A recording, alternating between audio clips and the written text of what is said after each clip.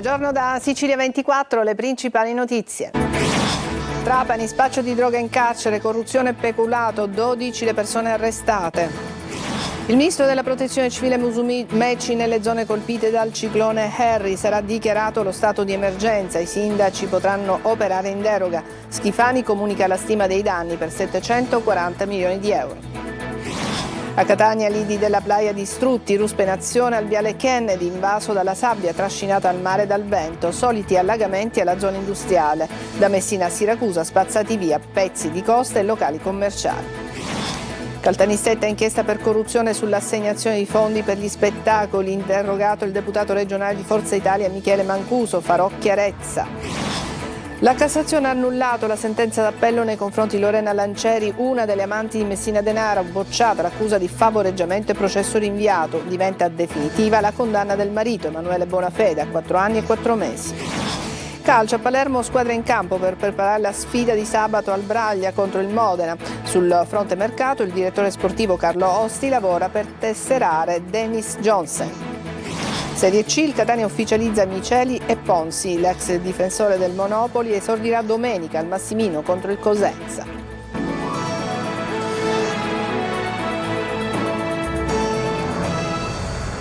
Bentrovati, la cronaca ci porta a Trapani, l'hanno definita operazione Nirvana, spaccio di droga in carcere, corruzione e peculato, queste le accuse, 12 le persone arrestate. Sentiamo Laura Spanò.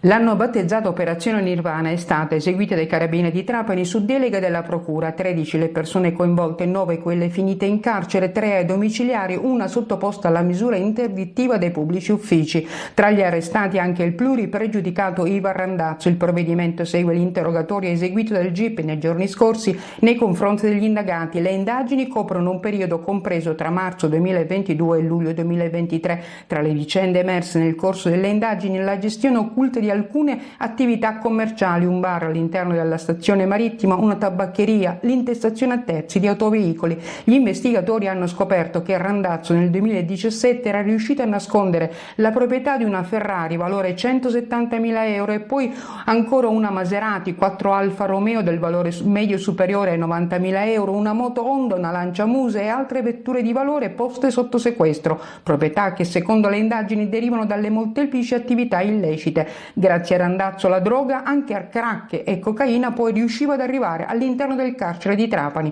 Le indagini su Randazzo hanno condotto poi i carabinieri a indagare un dipendente delle ACP di 64 anni, Giuseppe Marino, circa la presunta illecita gestione di alcune pratiche di voltura dell'assegnazione di 4 alloggi popolari nei comuni di Erice e Santa Ninfa.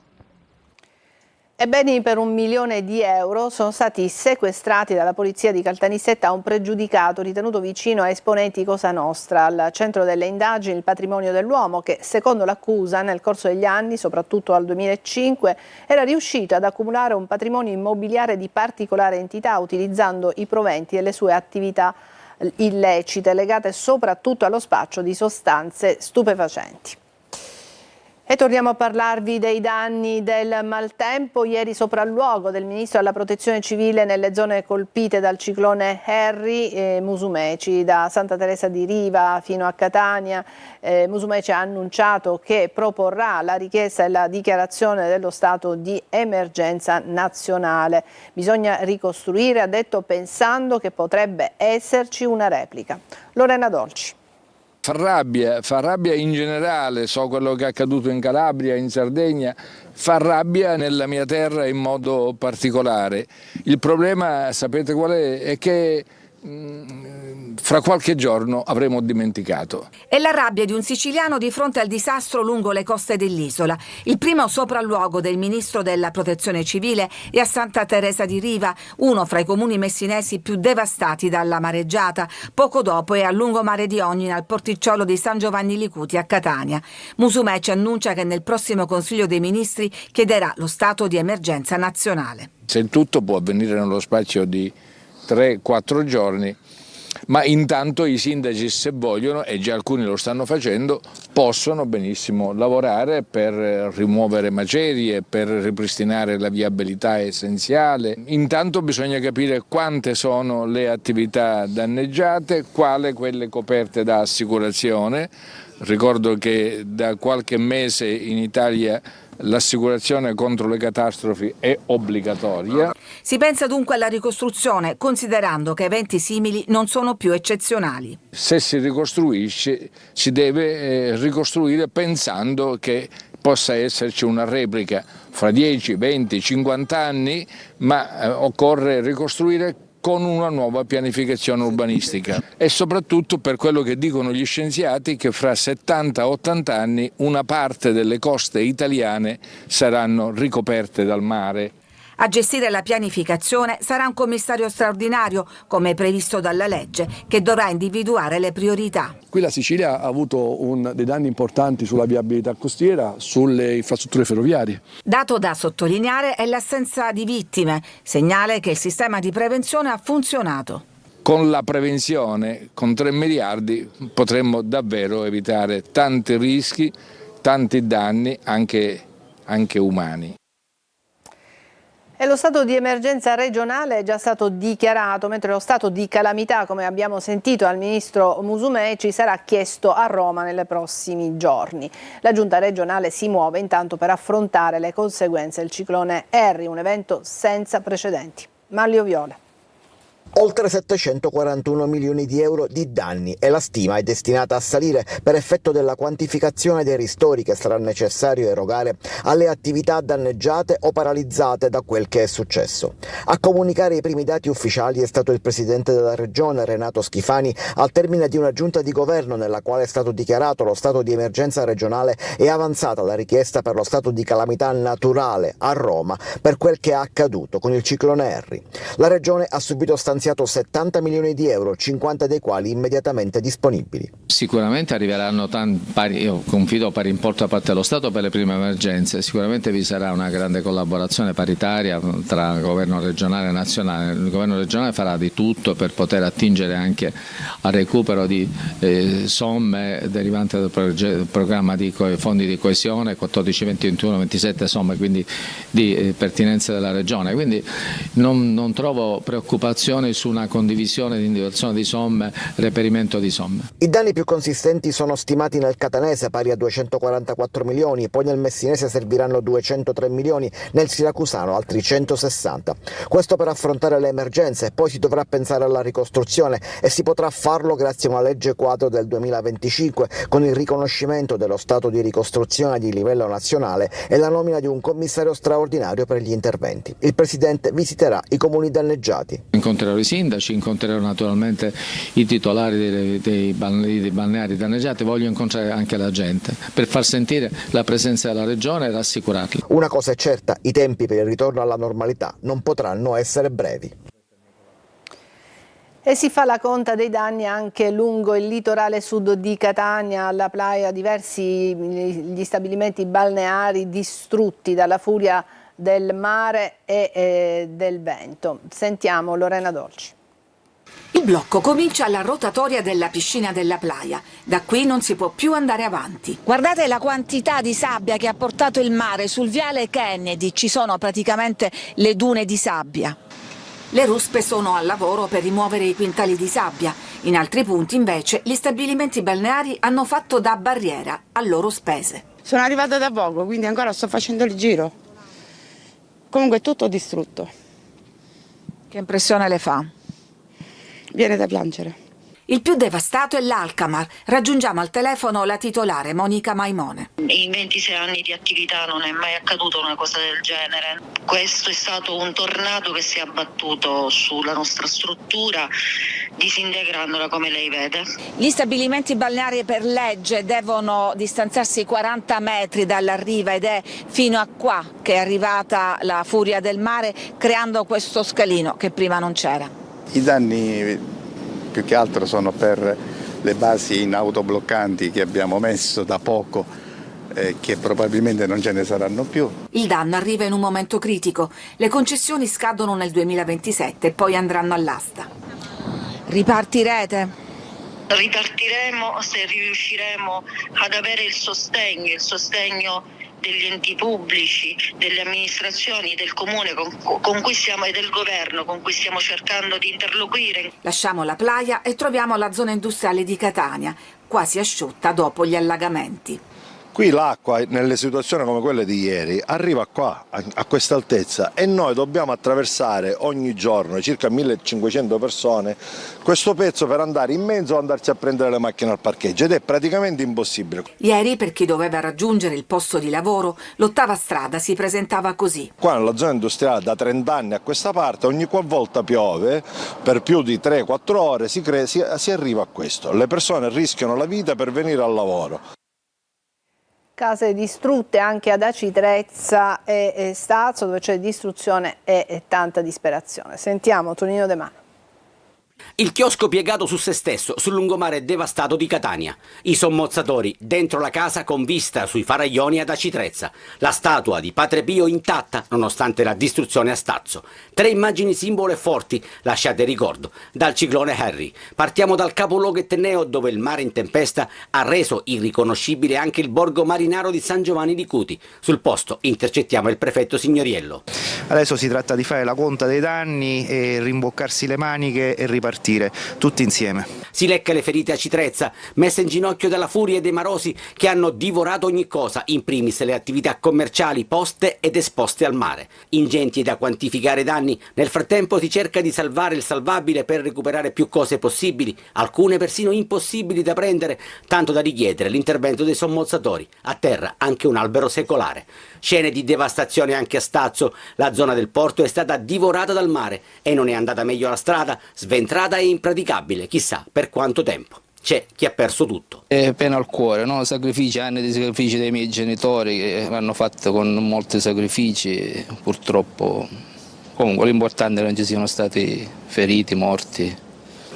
È drammatico. Praticamente non abbiamo più case in tanti. Si piange, si impreca e si prega e in molti si fermano davanti alla statua di Padre Pio, circondata dalle macerie, ma rimasta in piedi ed intatta. Le onde non l'hanno colpito, ma questa è una dimostrazione che Padre Pio è potente sulla terra. Nessun morto e nessun ferito. Da queste parti già si grida al miracolo. Danni anche a Siracusa, soprattutto lungo il litorale dove ci sono villette distrutte. Sentiamo Francesco Aloi. Harry è andato via, ma per rialzarsi servirà ancora del tempo.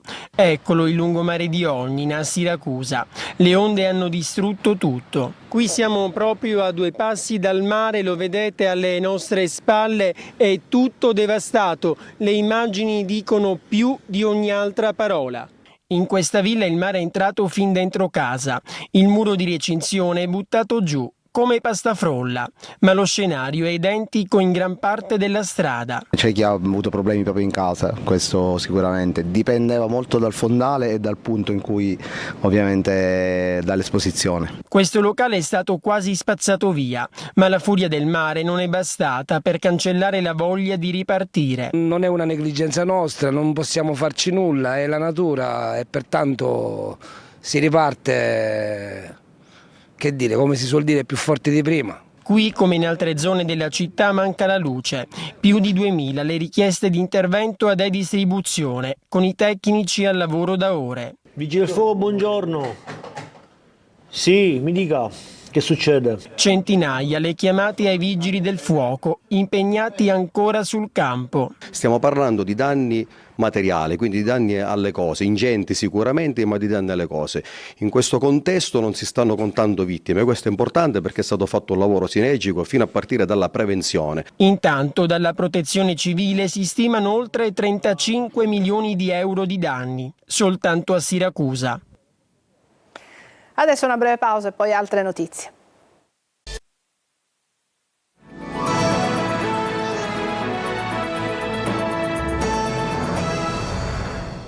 Al Tribunale di Caltanissetta gli interrogatori nell'ambito dell'inchiesta per corruzione sull'assegnazione di fondi per gli spettacoli, l'inchiesta che vede coinvolto il deputato regionale di Forza Italia Michele Mancuso e con lui anche altre 4 persone. Il servizio è di Rita Cinardi.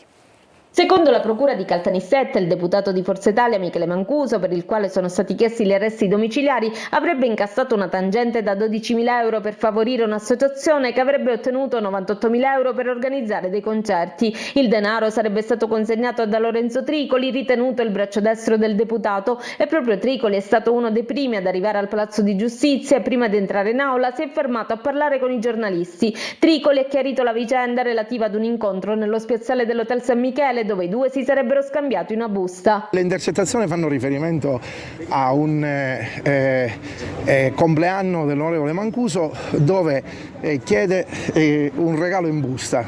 Abbiamo regalato in gruppo un maglione, quindi però dico questi sono pettegolezzi. Nel primo pomeriggio è arrivato anche il deputato di Forza Italia Michele Mancuso, che si è detto sereno. Io sono certo che faremo chiarezza, spero che voi siate solerti pure quando faremo chiarezza. Cosa c'è di vero su questa presunta mazzetta? Assolutamente nulla, ne parleremo con il giudice. Intanto qualche giorno fa, durante le perquisizioni, la polizia avrebbe trovato altri 2.000 euro in contanti sotto il tappetino dell'auto intestata alla moglie del parlamentare con la scritta trasferimento. Secondo gli investigatori si tratterebbe di un'altra ipotesi di reato legata al trasferimento di sede di un infermiere dell'ASP di Caltanissetta effettivamente avvenuto. Il legale di Mancuso ha già annunciato che il sequestro sarà contestato, sostenendo che sarebbe stato lo stesso indagato ad indicare il denaro agli agenti. La Cassazione annulla la condanna all'amante di Messina Denaro, bocciato il reato di favoreggiamento per Lorena Lancieri, in primo grado era imputata per concorso esterno. Sentiamo Tonino De Mano. La Cassazione ha annullato la sentenza d'appello a carico di Lorena Lancieri, una delle amanti di Matteo Messina Denaro. I giudici di secondo grado, riformando il verdetto del GUP, che aveva ritenuto la donna responsabile di concorso esterno in associazione mafiosa, comminandole la pena di 13 anni e 4 mesi, l'avevano condannata a 5 anni e 8 mesi per favoreggiamento e procurata in osservanza della pena. Una qualificazione giuridica bocciata dai giudici romani, che hanno rinviato il processo ad un'altra sezione della Corte d'Appello di Palermo perché si pronunci sul punto. Il nuovo giudizio influirà naturalmente sull'ammontare della pena. È passata in giudicato invece la condanna del marito della Lancieri, Emanuele Bonafede, il vivandiere del boss, arrestato per favoreggiamento aggravato e condannato a 4 anni e 4 mesi. L'imputata aveva ammesso la sua relazione con il capo mafia, sostenendo di aver saputo solo in un secondo momento chi fosse veramente quell'uomo. Lancieri, oltre a prendersi cura del padrino di Castelvetrano, ne ha curato per anni la corrispondenza, consentendogli di rimanere in contatto con i familiari ed altri uomini d'onore. A Caltagirone sono arrivati 5 nuovi magistrati, ma c'è ancora carenza di personale. Salvo Cona. Arrivati i rinforzi al Tribunale di Caltagirone, con gli organici particolarmente in sofferenza dall'ultimo giro di trasferimenti, un problema già segnalato dall'Ordine degli Avvocati, dal Presidente del Tribunale di Caltagirone Vincenzo Panebianco e dal Procuratore della Repubblica di Caltagirone Rosanna Casabona, che ha accolto i 5 nuovi giovani magistrati, tutte donne, in servizio fra il settore giudicante e la Procura della Repubblica. In procura sono arrivate 2 colleghe dalla Toscana e in tribunale 3. Questo fatto è davvero importantissimo per gli uffici giudiziari di Caltagirone, è un po' una boccata d'aria che ci fa ben sperare per il futuro, anche perché sono colleghe di prima nomina, quindi si spera che riescano comunque a stare per qualche anno qui da noi e a consolidare un lavoro, un'organizzazione che ci consenta di dare maggiori risultati. Però, nonostante i nuovi rinforzi, al Tribunale Calatino tiene ancora a banco la carenza di organico, che attende l'arrivo di altri 4 nuovi magistrati, il che farà tirare un sospiro di sollievo alla giustizia calatina in un momento in cui la penuria di magistrati nei tribunali italiani è un problema cronico e diffuso. E purtroppo questa situazione, aggravata dalla mancanza di personale amministrativo, contribuisce alla ormai ben nota lentezza della giustizia italiana. Breve pausa e poi il calcio.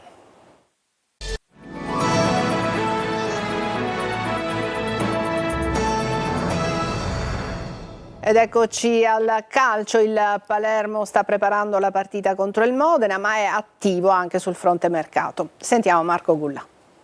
Se da un lato il Palermo lavora per la partita di sabato al Braia contro il Modena, dall'altro il direttore sportivo Carlo Osti è impegnato nel mercato in entrata. Il club rosanero si avvicina a Dennis Jonsen. Dopo la gara contro il Modena, Osti dovrebbe chiudere la trattativa per l'attaccante norvegese, che dovrebbe così essere il secondo rinforzo della campagna acquisti del Palermo, dopo il ritorno di Magnani che ha rescisso il contratto con la Reggiana. Jonsen dovrebbe trasferirsi a titolo definitivo. Sul tavolo ci sarebbero 3 anni e mezzo di contratto con un'operazione complessiva, ingaggio e cartellino, intorno ai 4 milioni di euro. La Cremonese è disposta a cedere il giocatore e si sta già muovendo sul mercato per trovare un sostituto. Si allontana quindi Tramoni del Pisa. Difficile che oltre a Jonsen il Palermo possa puntare anche sul trequartista nerazzurro. Sul fronte cessioni, Diakité è ormai vicino alla cessione, su di lui alcuni club di Serie B, ma il maliano potrebbe andare all'estero. Ipotesi cessione in prestito anche per Corona, su di lui Pescara, Reggiana e Juve Stabia. In casa Catania il nuovo innesto nella retroguardia. Miceli giocherà probabilmente dall'inizio con il Cosenza. Serve un altro difensore oltre al centrocampista, acquisto giudicato dal club molto importante per il proseguimento della stagione. Marco Carli. Difensore e esterno, i colpi già fatti, importanti per il Catania. Miceli, che già si allena in gruppo, così come Ponsi. Sono i 2 giocatori che potranno dare un contributo immediato, soprattutto il primo, complici le assenze di Pieraccini, infortunato alla mano e comunque squalificato, e di Di Gennaro, che è stato operato a Villa Stuart con intervento ottimamente riuscito per la ricostruzione del legamento crociato anteriore del ginocchio destro. Miceli, 1 anno e mezzo l'accordo con il Catania, rappresenta una garanzia per il reparto arretrato. Nelle ultime 2 stagioni al Monopoli e tanta esperienza nelle difese, fra le altre di Taranto, Turris, Virtus Francavilla e Avellino. Lui giocherà con Allegretto e Celli contro il Cosenza. Ponsi è stato preso per dare un'alternativa di valore sugli esterni, come spiegato dallo stesso Toscano. Sarebbe stato, quello sulle fasce, il primo innesto se non ci fossero stati gli infortuni di Aloi e Cicerelli e poi quello di Di Gennaro. Mancano adesso gli ultimi 2 colpi. Ancora in difesa, proprio a seguito dell'infortunio del centrale titolare. Carnielutti è un profilo che piace, si sta ragionando per trovare la quadra. In mediana i 3 nomi che circolano hanno caratteristiche diverse. Meazzi è un centrocampista d'attacco utilizzato anche come trequartista. Di Noia è un vero mediano completamente diverso da Meazzi, per intenderci. Aua lo si è visto da poco a Catania con la Cavese, ma è indietro nelle preferenze rispetto agli altri 2 o ad altri profili. Questa però del centrocampista è una scelta determinante secondo il club, che vuole provare a non sbagliare e dunque si sta prendendo il tempo che serve per trovare la giusta soluzione. È tutto per questa edizione di Sicilia 24, grazie per averci seguito, buona giornata.